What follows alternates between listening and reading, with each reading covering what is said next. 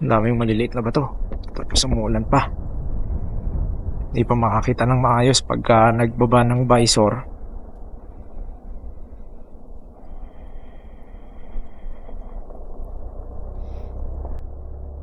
Mukhang ito na ata yung pinakamalalang madadaanan natin, Mikey, no? Ewan ko.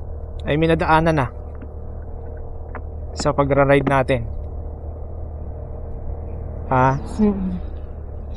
Kasi Sagada hindi naman na ganito eh, no? So 346 kilometers ang layo natin mula sa Luneta.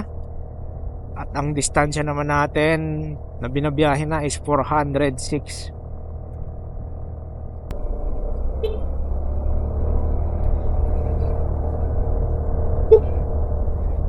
Busina lang para paalam na tayo'y dadaan.